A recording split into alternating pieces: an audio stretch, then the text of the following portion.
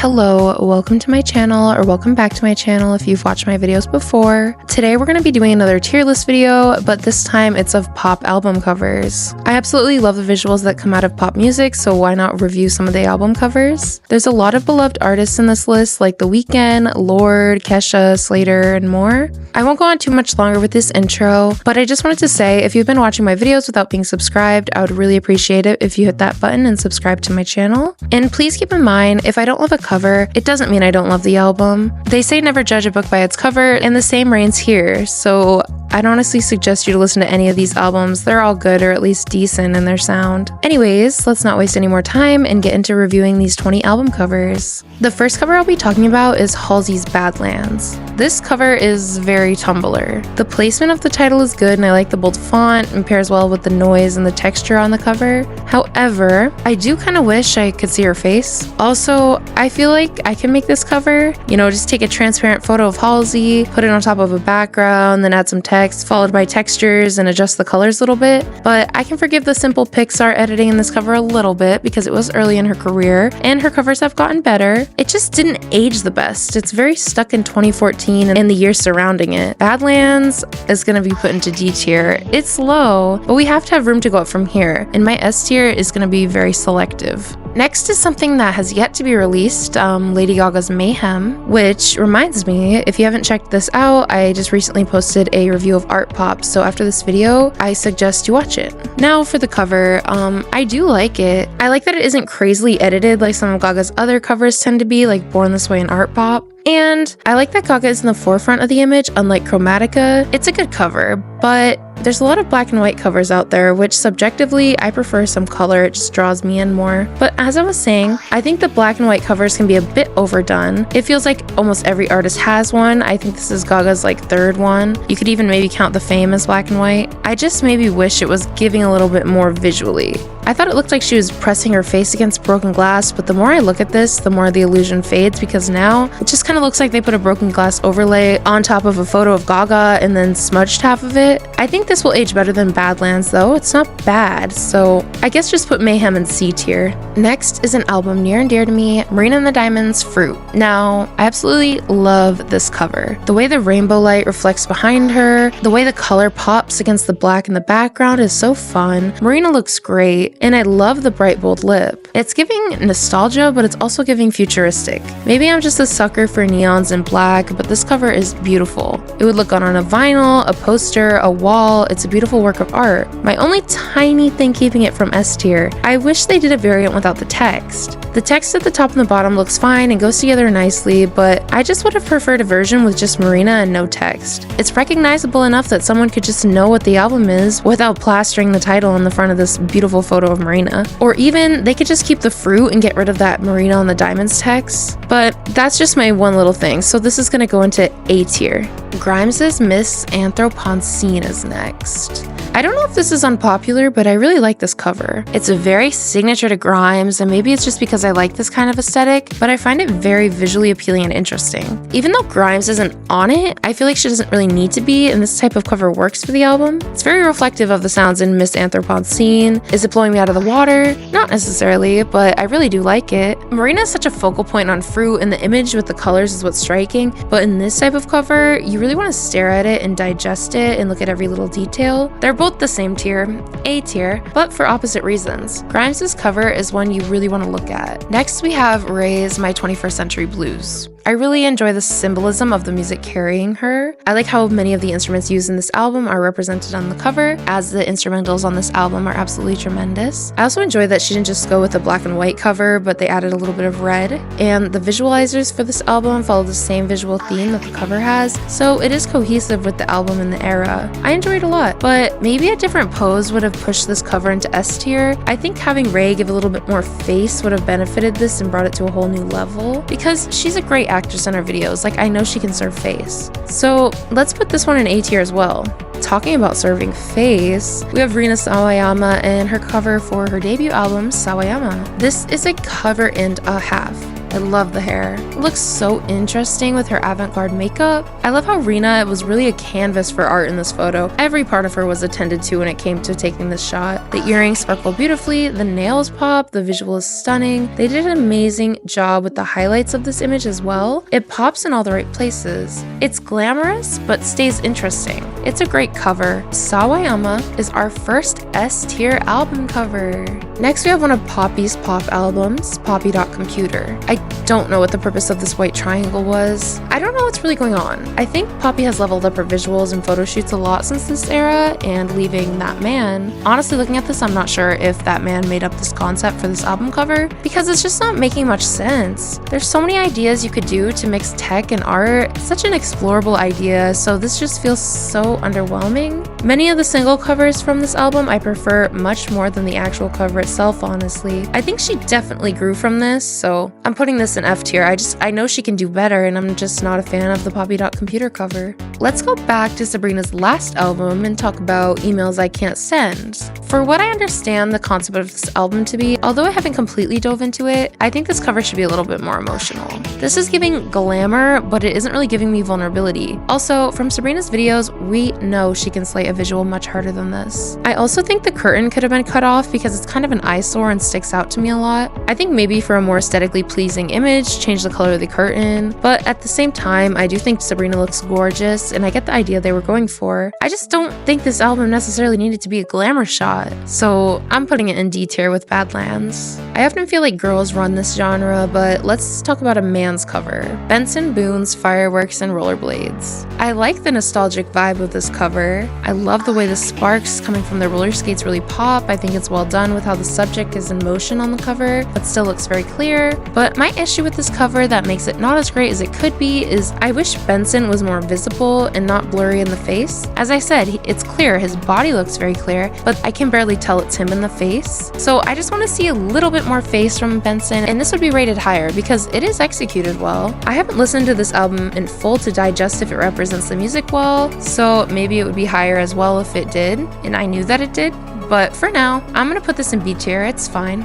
Another one I've not fully digested yet as a whole album, it's Caroline Polachek's Desire I Want to Turn Into You. This cover gets me to want to check out her music more. I love the vibe of her crawling on the dirty subway floor into something else. Where is she crawling to? Is it the beach? It has an interesting juxtaposition between environments that makes you ask questions. I would maybe expect this album to evolve as it progresses sonically based on the cover, but that's just an assumption. Honestly, maybe I could review this. If you guys want that, let me know. She's giving phase. The outfit is great for the scene. I really like those headphones or whatever those things on her head are. That's just really cool. Honestly, from first impressions, S tier for this one. I have no complaints. I really like this. Next is Jasmine Bean's Traumatic Livelihood. It's kind of giving Instagram. Like, I feel like this would just be a photo on her timeline. The thing she's holding is so cool, and I love the cutesy vibe mixed with the psycho vibe. I do think the clothes themselves could have been more interesting though. Jasmine always looks really cool, as she does here, but it's not edited really at all, besides maybe a few tweaks. And I think in this case, she could benefit from a little bit of editing and adding some cool effects. It's just kind of a picture in front of a wall, and I think it could benefit from some kind of set, but she did really good with what she had at this point in her career. Comparing this early album cover to some of these other covers that have come at a point where an artist was more established in their career feels a bit off. If I was ranking her most recent album, that would get a higher score. I think just for how good this project is, it deserved a better cover, but it's not bad. She looks cool. Let's do C tier for Traumatic Livelihood. Next, let's talk about the cover of Lorde Melodrama. I love this cover. I love the painted effect it has. You don't see that a lot in pop music. She's serving face in the painting, but unlike the Emails I Can't Send cover, the face is giving much more than just glamour. The colors used are brilliant, and they let you know the heavy emotional nature of this album. The colors just pull such attention. It's a beautiful piece of art and a great album cover. I really don't have any complaints. It's different, it's beautiful, it's intriguing. It's a really great representation of the album, so I'm putting Melodrama as the second S tier album of this video. Fifth Harmony's Reflection is up next. Okay, well, I mean, at least they're dressed cohesively. I will give them props for that, and it's probably the best cover to come out of Fifth Harmony as a group. It embodies that boss bitch attitude from the album, but it isn't anything crazy for a cover. It looks like it could have just been a magazine shoot. The placement of the text was good as well. It's just nothing crazy. groundbreaking, or even interesting. It's just fine. Something about all of them having hats on as well is making it feel a little bit busy for me, so I'm sorry. Reflection, you're going in D tier.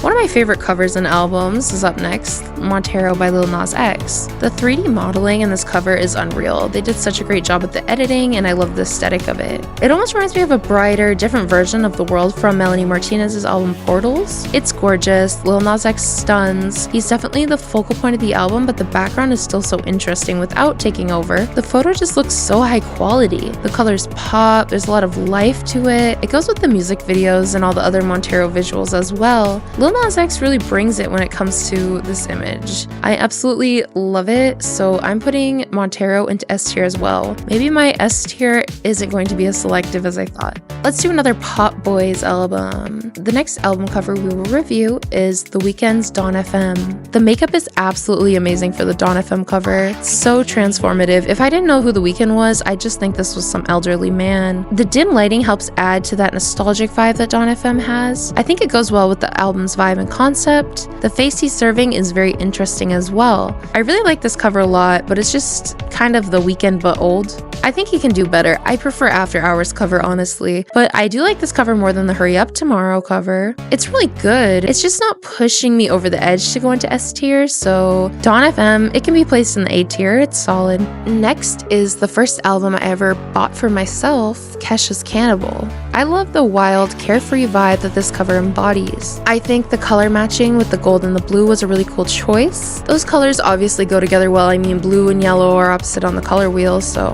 And also, I can't think of any other blue and gold albums off the top of my head, but I'm sure they're out there. I love the glove, however, I'm just not sure why there's just a splash of blue over half of the bracelet and the arm. I think perhaps just going with a blue glove would have made more sense. And also, like the Badlands cover, this looks a little Pixar-y. It was definitely good editing for the time, but now the editing just feels a little bit outdated. It was fine for the era and the music. It looks okay aesthetically, but not amazing. So I guess it can go into B tier. I mean, it's fine. Olivia Rodrigo's Guts is the next album cover we will rank. It hurts me to say I'm not a huge fan of this variant of the Guts cover, but it's the main one, so I'm basing my review off of this. I just think Olivia can give so much more. The album cover just feels a little bit like a different version of Sour, maybe a little bit more mature, but it's really just the album titles on her. The rings and Guts and the stickers and Sour. Also, I would have liked to see a different color than purple. Olivia can really slay a photo shoot, don't get me wrong. She's giving face, but I think I would have liked to see something that felt completely new for a Guts album cover. I do like the other variants better, such as the one of her at the pool. That one is a little bit more visually interesting to me, but if I'm just ranking this one, I'm gonna have to put it into D tier. Just not my favorite, but she looks great. The next cover is for Isaac Dunbar's Banish the Banshee.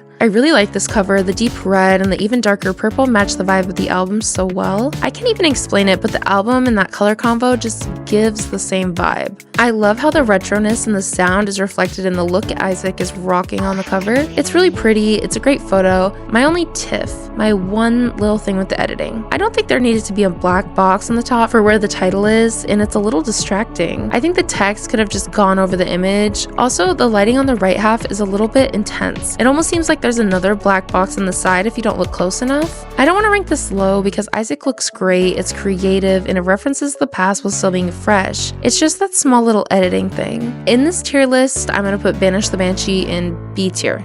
Okay, let's review the cover for Slayyyter's mixtape, Slayyyter. Oh, this cover. Slayyyter, the pop star that you are.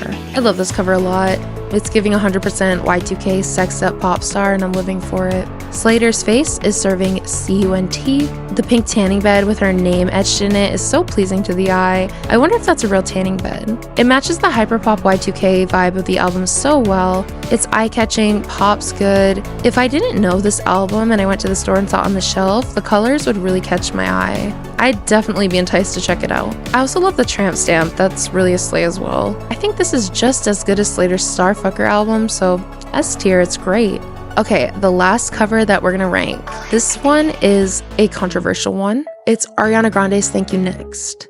This cover gets debated a lot online. Some people like it, some people don't. I agree with the people that say that this is kind of just a photo of her on the floor with marker on her neck. But at the same time, you have to think about what Thank You Next is. It was an album made in just about 2 weeks. It was supposed to be bedroom pop-esque. It not being super fancy matches the vibe of what the album is. so honestly I don't mind it. I also think the pink background is unnecessary and is a little big. It's not her best album cover, but it's not as bad as people online act like it is. Thank You Next is fine, it can go into C tier, but I'd say it's high C tier honestly. So, did you agree with my tier list? Are there any covers you feel I hyped up too much or didn't give enough applause to?